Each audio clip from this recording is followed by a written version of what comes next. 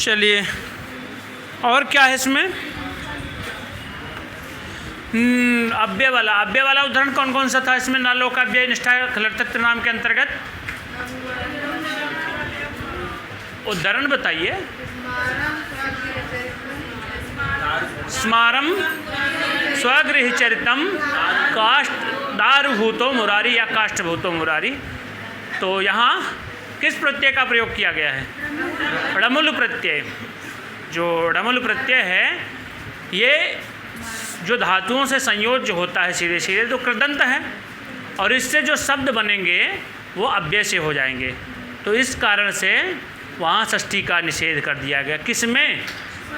स्वगृह चरितम में षष्ठी होने की सामर्थ्य थी, लेकिन ड़मुल प्रत्यय का कारण जो अव्यय शब्द बन गया है उसके कारण उसमें षष्ठी का निषेध हो गया। और दूसरा उदाहरण क्या था? संसारम सृष्टवा।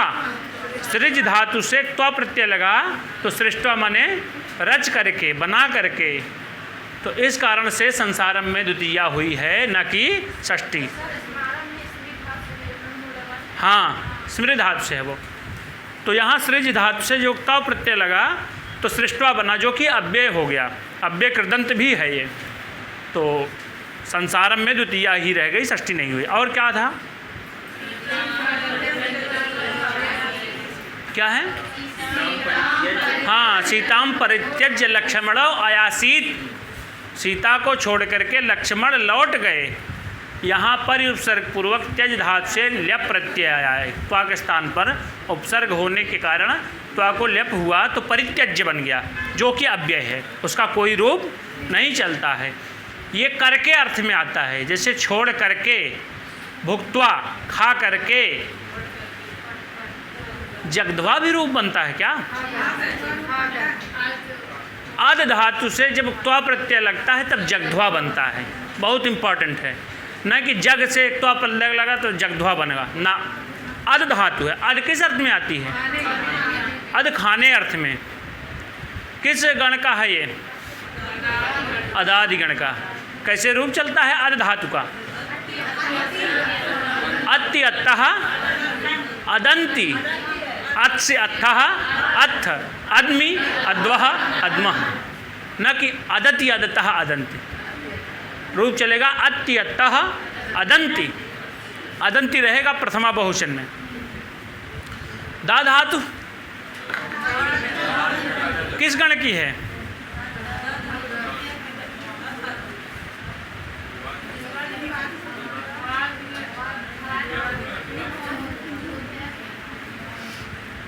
भी और दा धातु जुहोत्यादि गण की हैं। एक पूछा था इस बार, क्री धातु किस गण की है? टीजीटी में याद है? तनादि गण की है। तनादि गण में कौन सा विकरण जुड़ता है? हाँ, उ विकरण जुड़ता है। हाँ, टीजीटी में पूछा था क्री धातु किस गण की है? टीजीटी में नहीं था तो पीजीटी में रहा होगा। मुझे लगता है कि टीजीटी में ही था। अरे यूपी में चाहे टीजीटी में रहा होगा चाहे पीजीटी में रहा होगा, इन दोनों में से एक तो रहा है। आज जाकर के देख लीजिएगा कि टीजीटी, मुझे लग रहा है कि टीजीटी में ही था। 2016 में था। देख लीजिएगा एक बार पुराना पेपर 21 वाला, मुझे ऐसा याद है कि वहाँ था ऐसा कुछ। बहरहाल चलिए, निष्ठा संज्ञक प्रत्ययों के जो आए थे उदाहरण उनको बता दीजिए जल्दी जल्दी। हाँ, तुमुन वाला बता दीजिए। यशः अधिगंतुम। अधिक उपसर्ग पूर्वक गम धातु से तुमुन है, तो इस कारण से यशः में कौन सी विभक्ति? हाँ, इसको जरूर पकड़िए। यशः यस्सी यशांश, यशः यस्सी यशांश, ये द्वितीया विभक्ति एक वचन वाला है, ना कि प्रथमा विभक्ति एक वचन वाला यशः है। आगे सुखम ईहितुम। सुखम में द्वितीया है, चूँकि ईह धातु से तुमुन प्रत्यय है, तो इस कारण से सुखम में षष्ठी का निषेध कर दिया गया है। आगे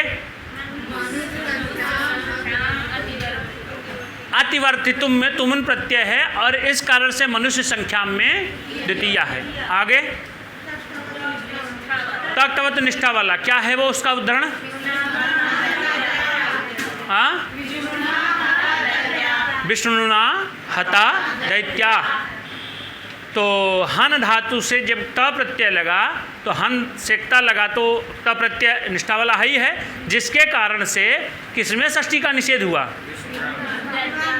विष्णुना में कि दैत्या में? दैत्या में। जो दैत्याह बना है द्वितीया व्यक्ति बहुवचन का, उसी में दैत्याह में षष्ठी होनी चाहिए थी, लेकिन केवल द्वितीया ही रह गई। और कर्ता हाँ सुनिए, अच्छा हाँ बिल्कुल बिल्कुल जो वो कर्मवाच्य में है, कर्म को उक्त करके प्रथमा में चला गया, और कर्ता अनुक्त होकर के विष्णु जो है ये तृतीया में चला गया। बहुत अच्छा। आगे, दैत्यान हतवान विष्णु ना, तो विष्णु यहाँ प्रथमा में है, तो कौन सा प्रत्यय लगा हुआ है हतवान में? तवत प्रत्यय लगा है, जिसके कारण दैत्यान में कौन से व्यक्ति? द्वितीया व्यक्ति है। आगे और निष्ठा के बाद हल अर्थ वाला, सुकरः प्रपंचो हरिणा। हरिणा माने हरि के द्वारा, प्रपंच जो प्रपंच है वो सुकरः, प्रपंच को उक्त कर दिया गया है। शुभ पूर्वक कृत हाथ से जब खल प्रत्यय लगा तो उक्त हो गया। उक्त हुआ तो कहाँ गया? प्रथमा में है। प्रपंच जो है वो प्रथमा का एक वचन है, प्रपंच जो है वो क्या है? सुकरः है, आसानी से करने योग्य है। किसके लिए? हरिणा। जब ये कर्म उक्त हुआ तो कर्ता अनुक्त होगा, तो कर्ता अनुक्त होगा तो कहाँ जाएगा?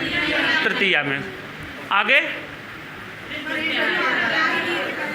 उसके बाद वाला खल वाला हो गया, और तृण वाला बता दीजिए। अच्छा, तृण तो पहले ही हो गया था। हाँ, कर्ता लोकान या कर्ता कटान वाला। हाँ, अगला था तस्य वर्तमान। वर्तमान अर्थ में यदि क्ता प्रत्यय का प्रयोग किया गया है तो ऐसे स्थल पर कितने धातुओं से संयोज्य की बात कर रहे थे? उदाहरण में एक सूत्र बताए थे, मति बुद्धि पूजार्थेभ्यश्च। इन अर्थों में क्ता प्रत्यय वर्तमान अर्थक होता है। तब उदाहरण बता दीजिए। अहम राज्ञो मतः बुद्धः पूजितः वा। तो यहाँ किसमें षष्ठी हुई है? ये षष्ठी का निषेध नहीं करेगा, ये षष्ठी का विधान करेगा। तवत जो निष्ठा वाला प्रत्यय था वही यहाँ भी आया है, लेकिन यहाँ दूसरे अर्थ में आया है, वर्तमान अर्थक में आया है। तो अहम राज्ञो मतः बुद्धः पूजितः वा, तो यहाँ किसमें षष्ठी विभक्ति हुई है? राज्ञः जो बना है वो षष्ठी विभक्ति एक वचन वाला है, इस कारण से उसमें राज्ञों जो विसर्ग है उसको उत्त हुआ है। नियम विशेष संधि के कारण विसर्ग को ओ हो गया है। ऊ होता है, ऊ को ओ हो जाता है। ठीक है, कोई डाउट इसमें? अगला क्या सूत्र था? अरे ये तो इसका दूसरे शब्दांतर से प्रयोग करके दिखाए हैं। माम राजा मन्यते बुद्धिते विदितम तप्यमानम चतेन में भुवनत्रयम। यहाँ कहाँ षष्ठी है? में षष्ठी है। बहुत अच्छा। और क्या था?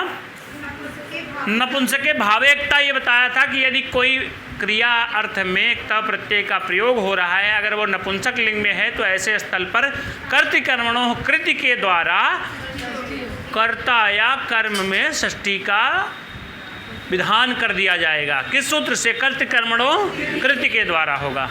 तो इसका क्या उदाहरण था? मयूरस्य नृत्यम। नृत धातु से कौन सा प्रत्यय लगा है?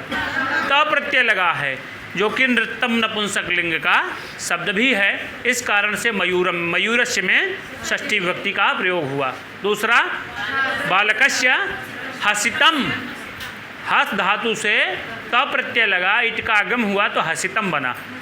हसितम बनने के कारण ये नपुंसक लिंग भी है। तो जो अगर ये नपुंसक लिंगिकता ये क्रिया भी है, हंसना क्रिया है, जिसके कारण बालक में षष्ठी विभक्ति का प्रयोग कर दिया गया। किस सूत्र से? कर्तृकर्मणों हो कृति। कितनी देर लगा पूरा सूत्र दोहराने में? 4-5 मिनट। अगर पूरा कारक दोहराना रहेगा तो कई मिनट लगेगा, 1 घंटे से ज़्यादा लगेगा, क्योंकि इतने सरल सारे सूत्र नहीं हैं। पीछे कुछ घुमाने फिराने वाले सूत्र भी आएंगे, जैसे उसमें आया था ना, उभय प्राप्त कर्मणि स्त्री प्रत्यय का कार्य और नियम, फिर शेषे विभाषा, फिर उसके बाद केचित विशेषण विभाषा मिच्छन्ति। ये तो चक्कर खिला देता है। बहरहाल आज हमारा जो प्रकरण चलना है वो है कौन सा? कृत्यानाम कर्तरि। कर्तरि में कौन सी विभक्ति है? सप्तमी। इसका क्या अर्थ होगा? कर्ता में क्या होवे? हाँ, पढ़े थे। कृत्यानाम कर्तरि वाह भी लिखा गया, वाह तो लिखना ही भूल गए। वाह माने क्या होता है? अन्यतरश्याम माने क्या होता है? और विभाषा माने क्या होता है? विकल्प से। किसी ऋषि का नाम लेकर के कहेंगे तब तो वो भी किसी ऋषि विशेष के मत में विकल्प से कार्य होगा। तो अगर ये विकल्प से कौन सा कार्य करेगा? विकल्प से षष्ठी करेगा, पक्ष में तृतीया भी होगी। इससे कर्ता में षष्ठी भी होगी और कर्ता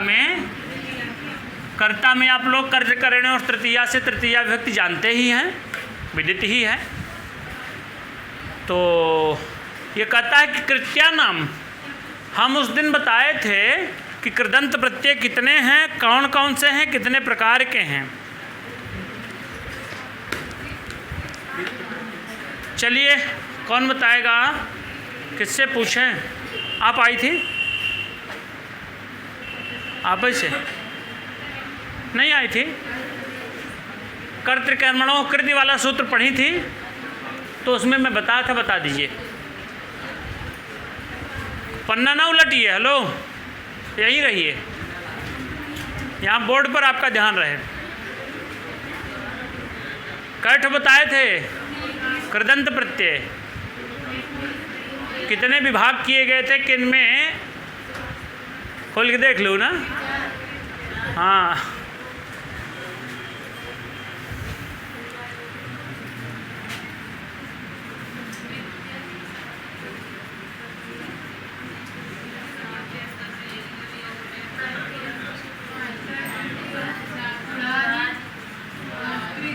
और ये कृत प्रत्यय सारे हये हैं। और क्या था? पूर्व कृदंत,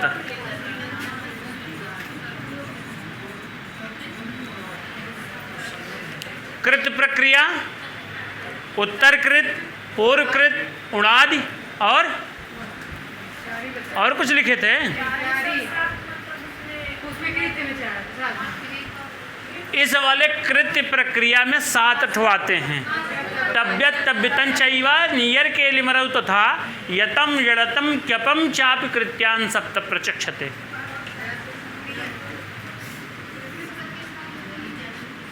ये क्या हैं?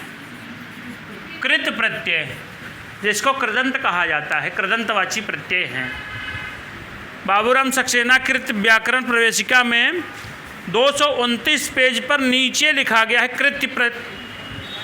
ये हैं कृत्य प्रत्यय, न कि कृत प्रत्यय।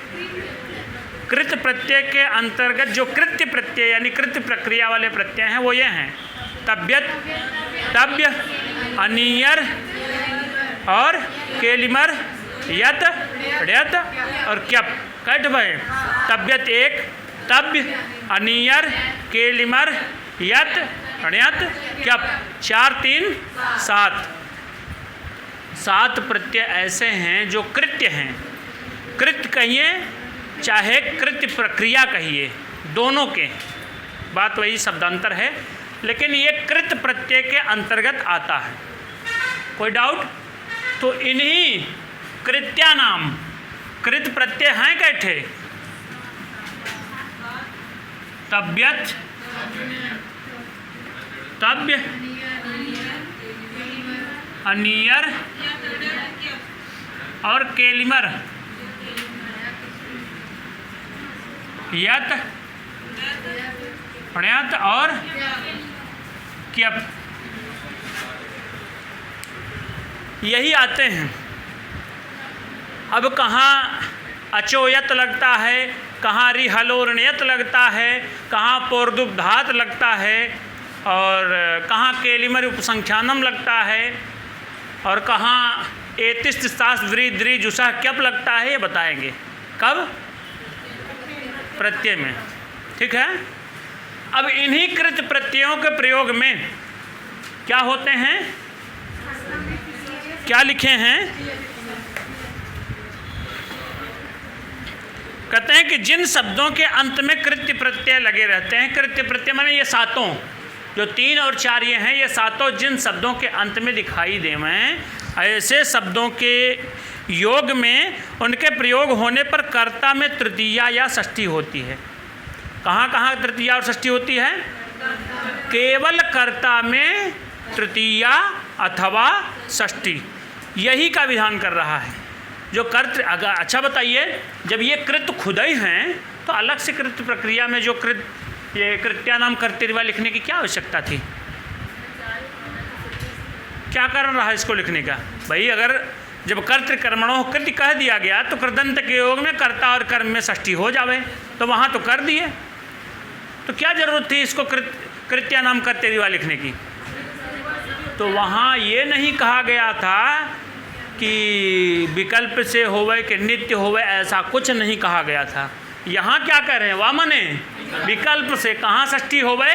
कर्तरी, कर्ता में ही विकल्प से षष्ठी होवे, और दूसरे पक्ष में तृतीया भी, कर्तृकरणों तृतीया, यहाँ तृतीया आएगी, वहाँ कर्तृकरणों तृतीया से होगी। और अगर यहाँ कर्ता में षष्ठी आ रही है, अगर वो कृत्य प्रत्यय के योग हैं, यानी तब्यत, तब्य, अनियर, यत, ण्यत, क्यप या केलिमर प्रत्यय से युक्त कोई शब्द दिखाई दे रहा है, तो उस अवसर पर कर्ता में ही षष्ठी का विधान किया जाएगा। कोई डाउट? यानी सूत्रार्थ है कृत्या नाम, ये कृत्या नाम में कौन सी विभक्ति है? षष्ठी बहुवचन का, यानी कृत्या नाम माने कृत्य प्रत्ययों के प्रयोग अवसर पर कर्तरि माने कर्ता में, व माने विकल्प से षष्ठी भी हो जाए और तृतीया भी। कोई डाउट? सूत्रार्थ समझ में आ गया? फिर उदाहरण क्या दिए हैं? गुरु मया पूज्य, गुरु मया पूज्य, और दूसरा गुरु मम पूज्य। अब यहाँ कौन करता है और कौन क्रिया है, जिसमें इनमें से तब्यत, तब्य, नियर, केलिमर। अच्छा ये बताइए, यहाँ तब्यत है, यहाँ तब्य है। तब्यत का तकार हलंत्यम से संज्ञक होकर के, लुप्त होकर के तब ये भी बनता है, तो दोनों में क्या अंतर है? क्या अंतर है दोनों में? जो तब्यत है और तब्य है, दो ठो प्रत्यय हैं। तब्यत में तकार की संज्ञा होकर के लुप्त हो जाता है, तो तब्य वो भी बनता है, और तब्य वाले में तब्य है यही है। तो दोनों में क्या अंतर है? अर्थ में क्या अंतर है?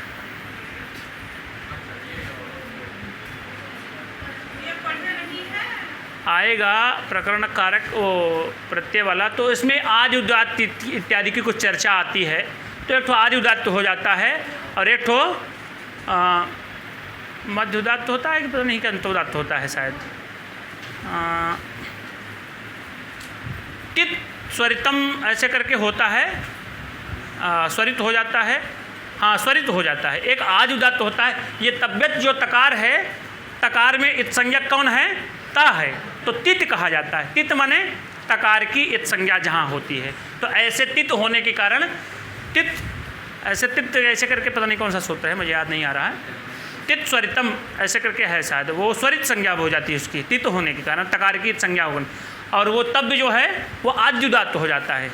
ये वैदिक प्रयोगों में ज़्यादातर ये समझ में आता। आज कोई वर्ण का उदात्त और अनुदात्त उच्चारण ज़्यादातर लोग नहीं जानते हैं, जो वैदिक प्रक्रिया के हैं विशेष रूप से वही लोग जानते हैं।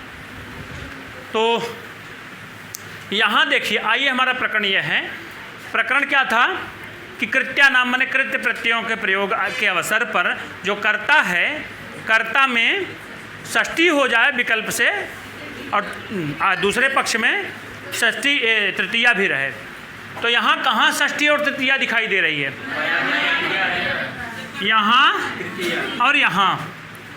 यहाँ मया में तृतीया व्यक्ति एक वचन है और मम में षष्ठी एक वचन। अभी आया था, मम में हलंत रहेगा कि नहीं रहेगा? कोई डाउट?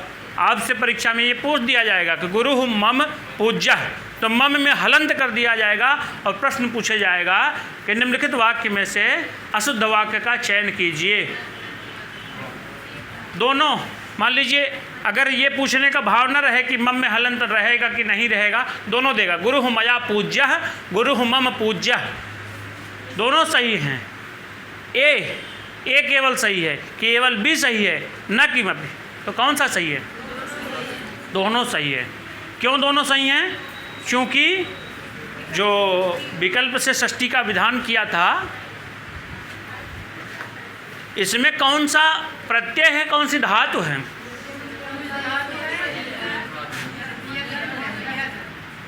पूज धातु से यत होगा कि अण्यत होगा? कैसे पता कि यत ही होगा? एक तो यही कारण है, आदिवृत्ति नहीं हुई है। और रि हलोरणयत क्या कहता है? रिदंत धातु होवे अथवा हलंत धातु होवे तो उससे ण्यत होता है। हलंत धातु तो है, तब ये लिंग इत्यादि के लकार इत्यादि के प्रयोगों में एक तो सूत्र आया था, मुझे कल मैं देखा था, वो अभी जस्ट याद नहीं आ पा रहा है। उसी से इसमें यत प्रत्यय होता है, मतलब पूजा अर्थक ऐसा कुछ करके सूत्रवा था वो। अभी एक मिनट, मोबाइल कहाँ है? मोबाइल में फ़ोटो खींचे थे।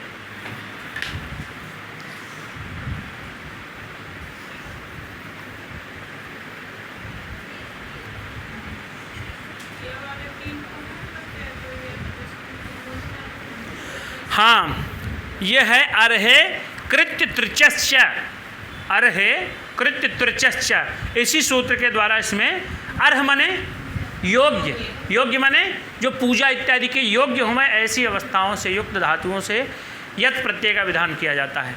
अर्हे कृत्य त्रिचश्च, त्रिच प्रत्यय का भी प्रयोग किया जाता है उस स्थानों पर। तो पूज धातु से जब यत प्रत्यय लगा तो पूज्य बना, यहाँ भी पूज्य बना। इसी पूज्य के कारण ये यत कहाँ का है? यहाँ ना यत, यत प्रत्यय कौन से? कृत्य प्रक्रिया में या कृत्य प्रत्यय हैं, और कृत्या नाम यहाँ बताया गया है। कहाँ है? हाँ,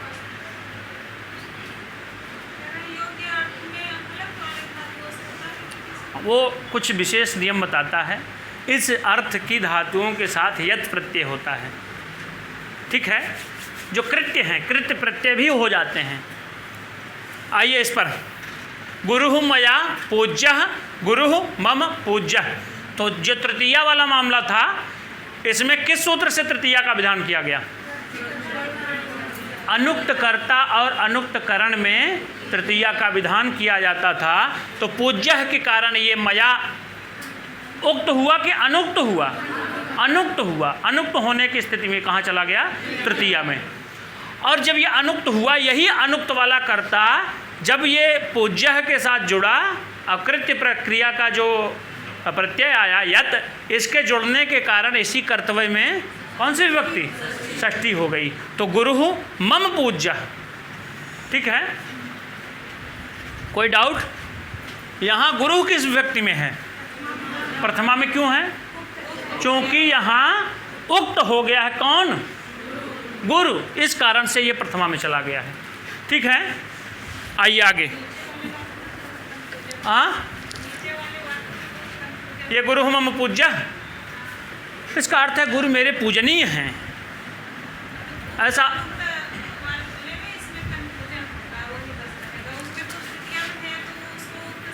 तो यही जो अनुक्त कर्तव्य था, अनुक्त कर्तव्य कर्तरी, कर्ता में, कैसे कर्ता में? अनुक्त कर्ता में षष्ठी स्यात्, षष्ठी हो जाती है। जब कर्ता में षष्ठी हो जाएगी तो कहाँ, तब डाउट तो नहीं रहना चाहिए। अब तो डाउट नहीं है ना। और क्या इसमें लिखे हैं? हाँ, न वंचनीया प्रभवोनुजीवी भी, इसमें भी आया है, लेकिन यहाँ षष्ठी का प्रयोग दिखाए हैं कि तृतीया का? यहाँ इसको मिटा देना। चलिए, ये समझ में आ गया आपको? समझ में आया? और कहाँ गए आपको? पीछे भैया। यहाँ मूल बात यही है कि यदि कृत्य प्रक्रिया का कोई प्रत्यय दिखाई दे रहा है, कृत्य प्रक्रिया में वही 7 ठों हैं, तब्यत, तब्य, अनियर, केलिमर, यत, अण्यत और क्यप। ये प्रत्यय दिखाई दे में अगर कहीं शब्द धातुओं से संयोज्य, ये कृदंत प्रत्यय भी हैं, ये कृदंत हैं, और इनका प्रयोग कहीं दिखाई दे रहा है तो उसके कर्ता में ही, केवल कर्ता में ही षष्ठी का विधान कर रहा है, वो भी विकल्प से। दूसरे मत में क्या होगा? कर्ता में तृतीया विभक्ति होगी ही। चलिए, अगला उदाहरण क्या है? न वंचनीया प्रभवो निजीविभि।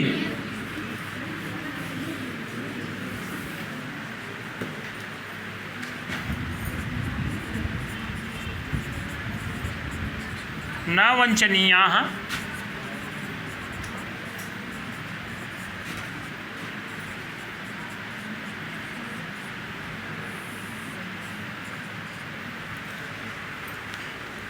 क्या लिखा गया है? न वंचनीया प्रभवो अनुजीवी भी या प्रभवो निजीवी भी। इसको तोड़ देंगे तो क्या बनेगा? प्रभवः अनुजीवी भी, इधर न वंचनीया। यहाँ कौन सा प्रत्यय आपको दिखाई दे रहा है जो कृत्य प्रक्रिया वाला है? किसमें है? प्रभवः में। अच्छा, अनुजीवी भी में है। यहाँ वंच धातु से, वंच धातु से जब अनियर लगा तो रकार की संज्ञा लोप हो जाता है, वंचनीय भद बन जाता है। तो जब इसका रूप चलेगा तो वंचनीय, वंचनीयो, वंचनीया, ये बनेगा। और ये प्रभवः कहाँ का रूप है? प्रथमा व्यक्ति एक वचन का। अच्छा, कैसे रूप चलेगा? हाँ, प्रभु, प्रभु, प्रभवः। यहाँ प्रभवः का क्या अर्थ है? स्वामी गण, नहीं राजा लोग। न वंचनीया, ठगे जाने वाले, ठगे जाने योग्य नहीं हैं। किनके द्वारा? अनुजीव भी है, अनुजीविनों के द्वारा, जो अनुपश्चात जीवन्ति इति अनुजीविन मूल रूप से बनता है अनुजीविन। तो वैसे अनुजीविन अनुचरों के द्वारा, नौकर चाकरों के द्वारा न वंचनीया। कहाँ का है ये सूक्ति वाक्य है। कौन कहा है? अरे भैया, अनुजीवी भी स्वयं है और अपने कह रहा है वो। बनिचरवई का कथन है ना। ये किसका कथन है? कौन कहलवाया है? महाकवि भारवी, जिन्होंने जिनकी कितनी रचनाएं हैं? कई ठो? एक ठो। अभिज्ञान शाकुंतलम। हाँ, आपके मुख से अभिज्ञान शाकुंतलम आया है। अच्छा, किरातार्जुनीयम आया है।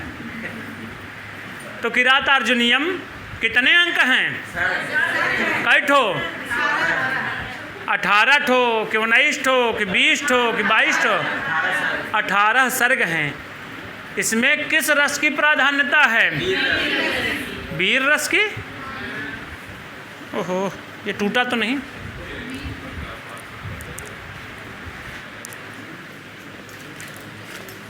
तो यहाँ वीर रस प्रधान एक ठो और काव्य है, शिशुपाल बधम। ये भी वीर वाला है। बहरहाल आइए इस पर। यहाँ हम देख रहे हैं कि प्रभवः अनुजीवी भी, इस अनुजीवी भी में कौन सी विभक्ति है? तृतीया विभक्ति, 3 वचन यानी बहुवचन। तो यहाँ कहे थे कि षष्ठी भी हो जावे और तृतीया भी, विकल्प से षष्ठी और नित्य पक्ष में तृतीया। यहाँ कौन उक्त है? प्रभवः उक्त हो गया। उक्त होने पर कहाँ गया? ये प्रथमा में चला गया। ये प्रभवः कर्म है। यहाँ राजाओं को न वंचनीय, नहीं ठगा जाना चाहिए। और अनुजीवी भी ये कहाँ चला गया? तृतीया में। क्यों चला गया तृतीया में? अनुक्त हो गया है, इस कारण से तृतीया में चला गया है। कोई डाउट इसमें? इसमें षष्ठी का प्रयोग नहीं दिखाए हैं, केवल तृतीया का प्रयोग जो अनुजीवी भी में लगा है उसमें दिखाई दिया। किसमें? तो प्रभव, हाँ, तो अनुक्त है कौन यहाँ? अनुक्त है कौन? अनुक्त तो यही अनुजीवी भी है। तो प्रभव तो उक्त है, ये कर्मवाच्य ऐसा कुछ बना है तो उक्त होकर के प्रथमा में चला गया है। ये तो कर्म है, कर्ता तो अनुजीवी भी है। अनुजीवियों, नौकरों चाकरों के द्वारा न वंचनीय, नहीं ठगा जाना चाहिए। इसमें कोई डाउट? आगे चलें। हाँ, कर्म है लेकिन प्रथमा में है, उक्त होकर के।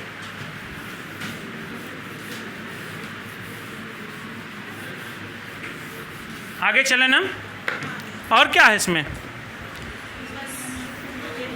यहाँ कुछ बता रहे हैं। यहाँ स्पष्ट है कि अहम तथा अनुजीविनः, जो कि यथार्थ करता है, कृत्य क्रियाओं के साथ तृतीया या षष्ठी में हो जाते हैं। तो यहाँ अनुजीविनः, अनुजीविन जो रूप चलता है, अनुजीवी, अनुजीविनौ, अनुजीविनः, अनुजीविनम, अनुजीविनौ, अनुजीविनः, ऐसा कुछ का रूप चलता है। तो उसको षष्ठी में बनना चाहिए था, लेकिन षष्ठी का प्रयोग यहाँ नहीं दिखाए हैं। तृतीया विभक्ति का बहुवचन वाला केवल दिखाना अभीष्ट था इनको, इसलिए। आगे कहते हैं कि षष्ठी चाना दरे। षष्ठी चना, चना माने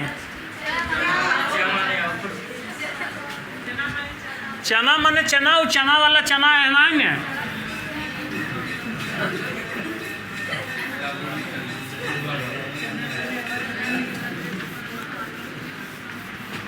अगर चना वाला चना ना है तो किथा वाला चना है?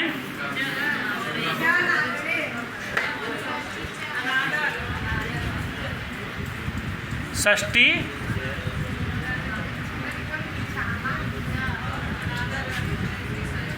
षष्ठी चाना दरे। यहाँ इसको तोड़ेंगे तो च धन अनादरे। अनादर माने तिरस्कार, जिसका अनादर कर दिया जाता है, माने आदर नहीं किया जाता है। ठीक है।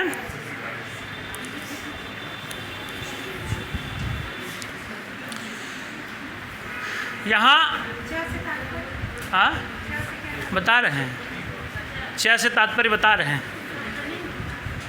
षष्ठी च अनादरे कहता है कि अनादर अर्थ में इसका सूत्र क्रमांक देख लीजिए कितना है? 2 3 38। 2 3 38। अब इसके जस्ट एक पहले 37 वाला नंबर खोल लीजिए, तब हम बता दें क्या है।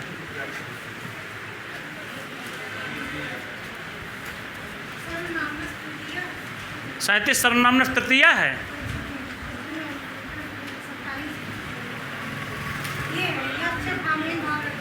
यही बताए थे ना कि अभी आया था अलग से रचनानुवाद कौमुदी में, हम बताए थे कि इसको पकड़ के रखिए, आगे इसका प्रयोग आएगा।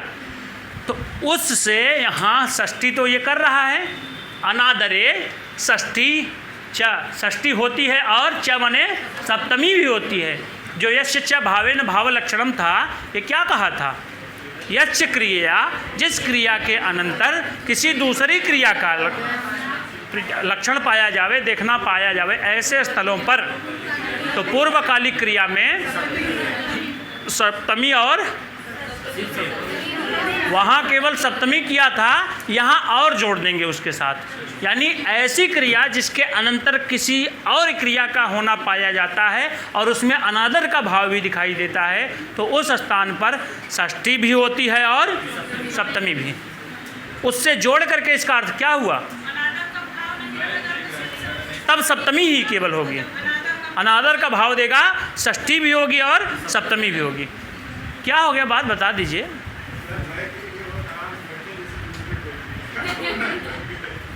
अच्छा, तो षष्ठी चानादरे, षष्ठी च अनादरे, षष्ठी भी होती है और सप्तमी भी। कब?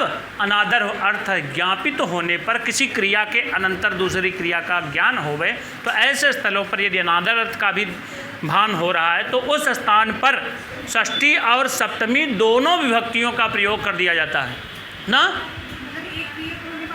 हाँ, दो क्रियाएं दिखनी चाहिए, मूल बात है, उनमें दो क्रियाएं दिखनी चाहिए, दो क्रियाओं का भान होना चाहिए। अब दिखाते हैं उदाहरण में, उदाहरण देखेंगे तो साफ साफ समझ में आ जाएगा।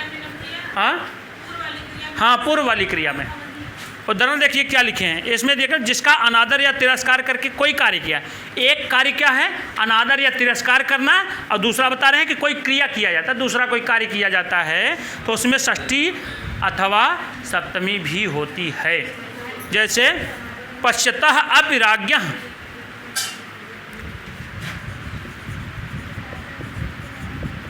पश्यतोपि राज्ञः या पश्यत्यपि राज्ञः, अलग अलग लिख दें।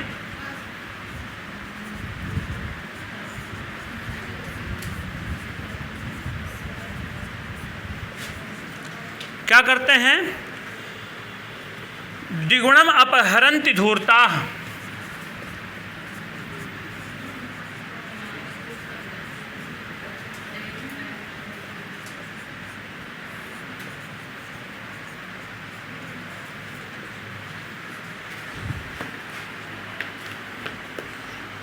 अब आइए, यहाँ राज्ञः में कौन सी विभक्ति है? हाँ, ये राज्ञ होगा। राज्ञ लिखा गया ना, कि राजा ने लिखा गया है? राज्ञ लिखा गया। यहाँ राज्ञः में षष्ठी विभक्ति कौन से वचन का? एक वचन। और यहाँ सप्तमी विभक्ति एक वचन। तो यहाँ पश्यतः अपि, अगर इसको तोड़ेंगे तो पश्यतः धन अपि, पश्यतोपि, पश्यतोपि मतलब क्या होगा? यहाँ इसमें कौन सी धातु है? दृश धातु से कौन सा प्रत्यय? सत्र प्रत्यय है, जिसके कारण पश्यन् पश्यन्तौ पश्यन्तः, पश्यन्तः अपि किसके? राज्ञः। राजा के देखते रहने पर द्विगुणम अपहरन्ति धूर्ताः, जो धूर्त हैं वो दुगुना हरण कर ले जाते हैं। पहला काम क्या हो रहा है? राजा देख रहे हैं। कौन? राजा सामने देख रहे हैं, फिर भी जो धूर्त लोग हैं द्विगुणम अपहरन्ति, दो गुना ले लेते हैं। यहाँ कहाँ लग रहा है कि राजा देख भी रहे हैं और धूर्त उनका देखते हुए भी अवहेलना कर रहे हैं, अनादर कर रहे हैं। यानी देखने, अगर राजा देख रहे हैं तो भाई उनको नहीं चुराना चाहिए था, नहीं हरण करना चाहिए था, लेकिन देख भी रहे हैं तब भी उसको अनदेखा करते हुए छोड़ा जाए। देखा दे क्या करिए, ऐसा कुछ सोच करके धूर्ता, जो धूर्त हैं द्विगुणम अपहरन्ति, दो गुना हर लेते हैं, दो गुना धन चुरा ले जाते हैं, ऐसा कुछ प्रयोग आता है। तो यहाँ राज्ञः में षष्ठी विभक्ति का प्रयोग हो गया। कोई डाउट? इसका विशेषण ये है, इस कारण से पश्यतः में ये क्रिया हो रही है। एक क्रिया क्या हो रही है? देखा जाना। दूसरी क्रिया क्या हो रही है? अपहरण करना, यानी चुराना इत्यादि। और दूसरा पश्यति अपि राज्ञी, राजा के देखते रहने पर जो धूर्त हैं वो द्विगुणम अपहरन्ति। एक क्रिया क्या की जा रही है? ये सप्तमी विभक्ति एक वचन का है, पश्यति। पश्यति माने देखे जाने पर या देखते रहने पर क्या हो रहा है? पहली क्रिया वो एक हो गई कि देखा जाना, दूसरी क्रिया क्या है? कि यहाँ अपहरण करना, चुराना इत्यादि। तो यहाँ राजा को देखते हुए भी अवहेलना की जा रही ना, तो इस कारण से षष्ठी चानादरे से षष्ठी विभक्ति का प्रयोग और सप्तमी च से सप्तमी का बोध हो जाता है। तो षष्ठी और सप्तमी दोनों विभक्तियाँ हो जाती हैं। एक क्रिया ये हो रही है, दूसरी क्रिया अपहरण करना हो रहा है। तो यहाँ अनादर का अर्थ लक्षित है, राजा को देख रहा है लेकिन कहीं छोड़ा जाए, क्या करें, ऐसा कुछ। तो राजा का अनादर हो रहा है, तिरस्कार हो रहा है। तो इस कारण से इसमें राज्ञः और राजन, राज्ञ में षष्ठी और सप्तमी दोनों का प्रयोग इसका विशेषण के रूप में पश्यता और ये पश्यत, ये प्रयोग में आए हैं। कोई डाउट हो गया? आपसे परीक्षा में पूछा जाएगा षष्ठी होती है च और सप्तमी भी, तो सप्तमी को विकल्प से खींचा जाता है दूसरे सूत्र के द्वारा, इसमें सप्तमी का आहरण किया जाता है। ठीक है, आगे चलें। इसमें और क्या दिए हैं? रुदतः पुत्रस्य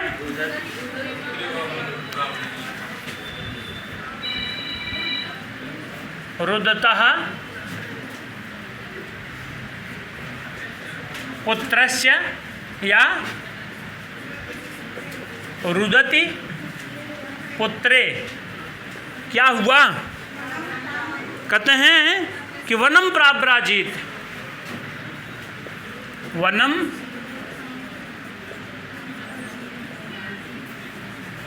प्राब्राजीत।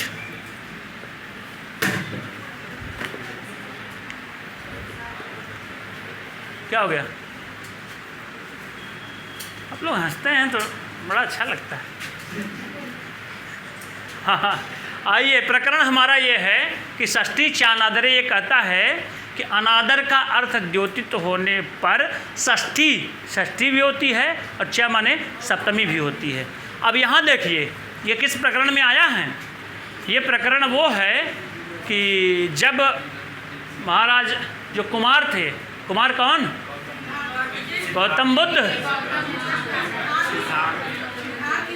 कुमार सिद्धार्थ जो थे, वो जब रोगी और ये सब को देखें, जो रोगी और मृतक व्यक्ति और एक ठो वृद्ध रोगी और शव को देखा तो उनके मन में वैराग्य उत्पन्न हो आया।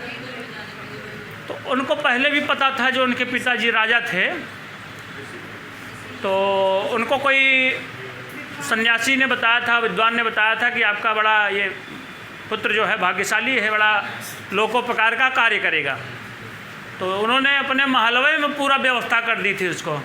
लेकिन एक दिन पता नहीं कैसे उसको पता भनक लग गई कि बाहर और कुछ है, बाहरों को दुनिया घूम। अब तो बाहर की दुनिया में आया ना, उसमें आया है कि शिरस्युपाग्राह्य मनसा, ऐसे कुछ करके आया, मतलब मन से नहीं छोड़ा, सिर को चूम करके गच्छत चेत्याज्ञापयति, और जाने की आज्ञा दे दी, लेकिन मनसा न मुमोच, मन से उन्होंने नहीं छोड़ा। कौन? शुद्धोधन राजा जो थे, उनके पुत्र थे। तो उस राजा ने उसका सिर चूम करके उसको जाने की आज्ञा तो दे दिया, लेकिन मन से उसको नहीं छोड़ा। धेनुम मुमोच, ये भी आया है। धेनुम मुमोच, धेनु को छोड़ दिया। किस ग्रंथ में आया है? रानी सुदक्षिणा और दिलीप, इस वाले प्रकरण में आया है। और एक तो उसमें बड़ी अच्छी सूक्ति है, दिनक्षपा मत जगतेव संध्या। किसमें आया है? रघुवंश में कि कुमार संभव में? रघुवंश में किस वंश के राजाओं का वर्णन है? रघुवंशी नहीं, सूर्यवंशी राजाओं का वर्णन है। रघु के बहुत ज़्यादा प्रतापी हो जाने के कारण उस वंश का ही नाम रघु चल कर पड़ा।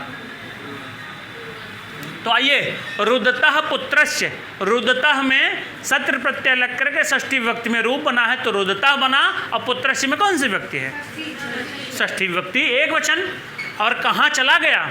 वनम प्राब्राजीत, यहाँ व्रजगमने धातु है।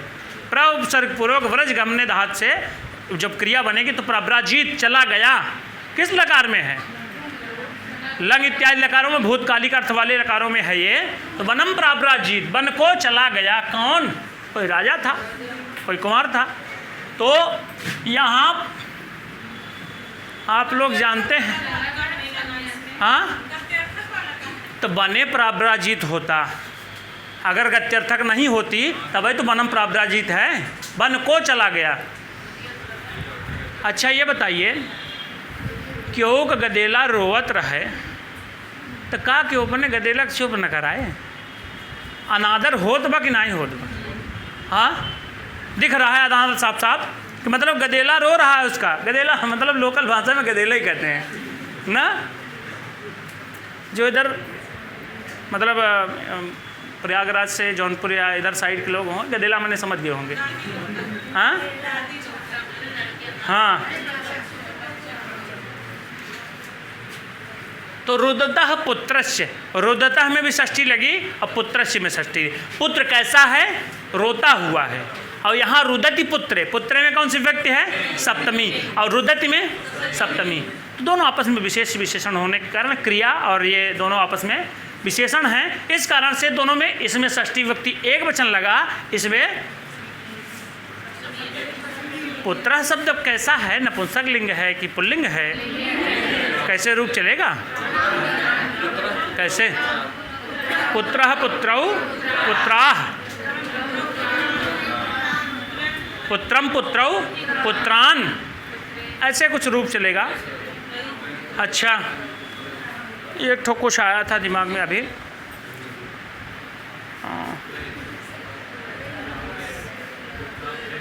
अपुत्राणाम लोकाः शुभाः करके ऐसा कुछ करके एक सूक्ति आई है। जिनके पास पुत्र नहीं है उनके सभी लोग अशुभ माने जाते हैं, उनके लिए सभी लोग अशुभ हो जाते हैं, मतलब अशुभ।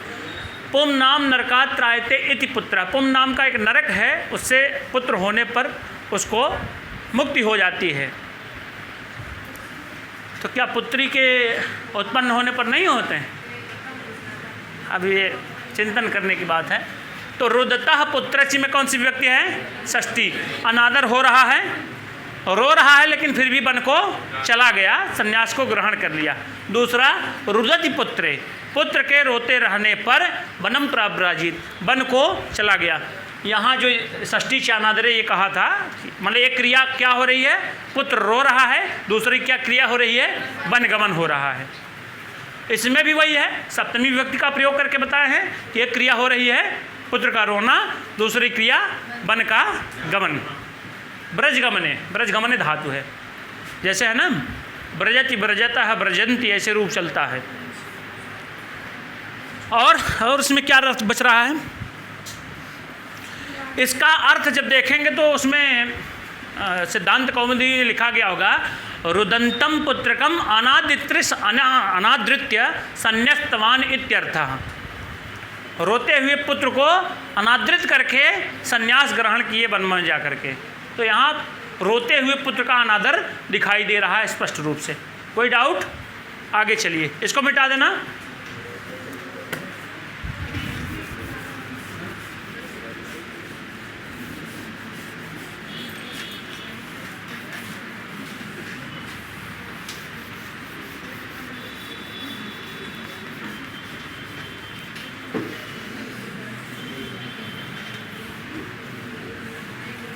अगला उदाहरण क्या लिखे हैं? और निवारतो पितुः,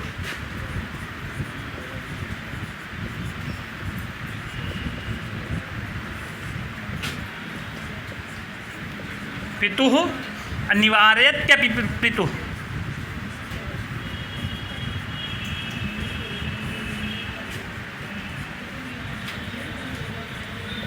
हुआ क्या कि अध्ययनम परित्यक्तवान, अध्ययनम परित्यक्तवान,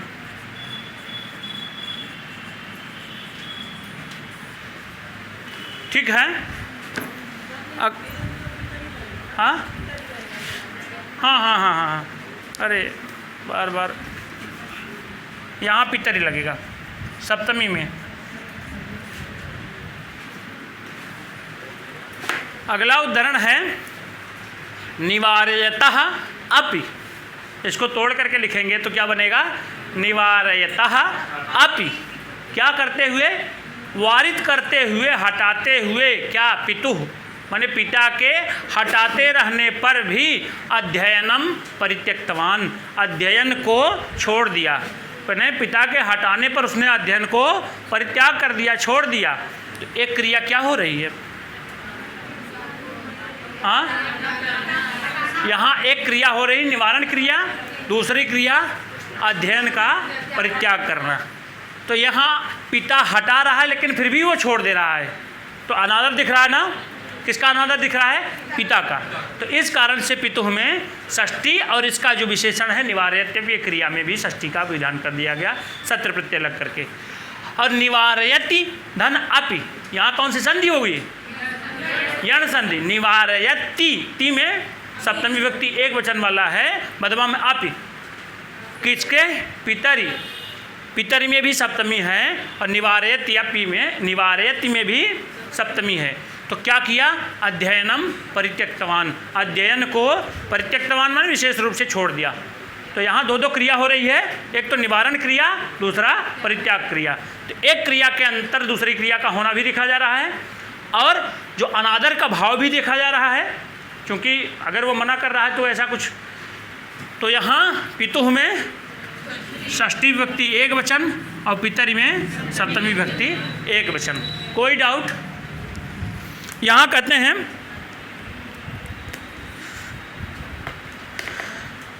पिता के मना करने पर उनका तिरस्कार करके उसने अध्ययन त्याग दिया, उन्हें तिरस्कार करके उसका अध्ययन छोड़ दिया। तो कोई डाउट इसमें? आगे चलिए, आगे चले ना। किसी को कोई डाउट हो तो पूछ लीजिए, क्योंकि एकदम सरल है, इसलिए ज़्यादा यहाँ समय खपाना मैं अच्छा नहीं समझ रहा हूँ। जहाँ समय खपाना था वहाँ मैं समय अच्छे तरीके से खपाया हूँ ना। आइए, एक तो श्लोक दिए हैं, बड़ा अच्छा श्लोक है। क्या है? दव दहन जटा ज्वाल जालाहतानाम परिगलित लतानाम म्लायताम भूरुहाणाम अयि जलधरा शैल श्रेणी श्रृंगेशु तोयम वितरति बहु कोयम श्रीमदस्तावकीना। तावकीना मने तुम्हारी, कह मने कैसी, अयि जलधरा हे मेघ, हे बादल, अयम मने यह, तावकीनः मदः कह। तावकीनः मने तुम्हारा, तावकीनः मामकीनः भी रूप बनता है। तावकीनः माने तुम्हारा, ताव माने भी तुम्हारा बनता है, तावकीनः में भी अर्थ वही लेता है कि तुम्हारा। तो अयि जलधरा, हे जलधरा, अयम माने यह, तावकीनः मदः कह, तुम्हारा ये कैसा मद है, तुम्हारा ये कैसा मदमाता व्यवहार है, तुम कैसे मद वाले हो गए हो। और क्या कहते हैं कि दाव दहन, दाव माने दव, दव है, दव माने जंगल, और दावाग्नि माने दव संबंधित जो अग्नि है, दावाग्नि। तो दव दहन माने जंगल की आग से, ज्वलन माने जलने से, ज्वालाओं से, जालाहता नाम जो जलते हुए हैं, जो जल रहे हैं। अर्थात पहले में तो कहें कि तुम्हारी एक ऐसी मदमाती स्थितियां हैं जो तुम जल रहे हुए पेड़ों के अनादर करके भी शैल के श्रृंगों पर, पर्वत की चोटियों पर बहु जलम वितरति, बहुत सारे ढेर सारे जल को देते हो, ढेर सारे जल को बरसाते हो। तो यहाँ भूरुहाणाम जो लिखा गया है उसमें कौन सी विभक्ति है? षष्ठी विभक्ति बहुवचन। भू माने पृथ्वी पर, रुह माने उगने अर्थ में आती हैं, भूमि पर जो उगते हैं। तो भूमि पर कौन उगते हैं?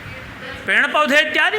ऐसे ये तो इनका विशेषण, भूरुहाणाम का विशेषण यहाँ कौन कौन सा है कि दव दहन ज्वाला हतानाम, ये भी इसका विशेषण है ऐसे भूरुहाणाम। और परिगत लतानाम ऐसे भूरुहाणाम, म्लायताम ऐसे भूरुहाणाम, ऐसे मतलब परिगलित होते हुए लताओं वाले ऐसे वृक्षों के, और जो दव माने जंगल की आग से जल रहे हैं ऐसे वृक्षों के अनादर से तुम कैसे भला मत वाले हो गए हो। तो यहाँ अनादर किसका दिखाने जाने का भाव है? भूरुहाणाम जो विशेष पद है उसी का अनादर विशेष रूप से दिखाने का भाव है। तो इस कारण से भूरुहाणाम में षष्ठी विभक्ति का बहुवचन है, उसके विशेषण के रूप में बाकी अन्य शब्द आए हैं। कोई डाउट? आगे चलिए, आगे क्या है सूत्र? हाँ, टाइम हो गया है, कितना बजा है? अरे ये पूरा समझ में आ गया ना? षष्ठी चानादरे क्या कहता है? हाँ, आप बता दीजिए, बीच में, मध्य। हाँ, जिसमें अनादर दिखाया जाता है और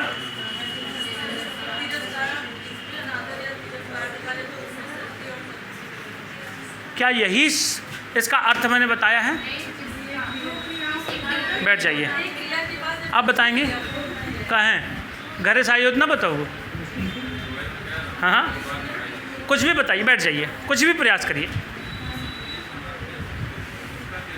बता ले जाएंगे, मुझे पूरा विश्वास है।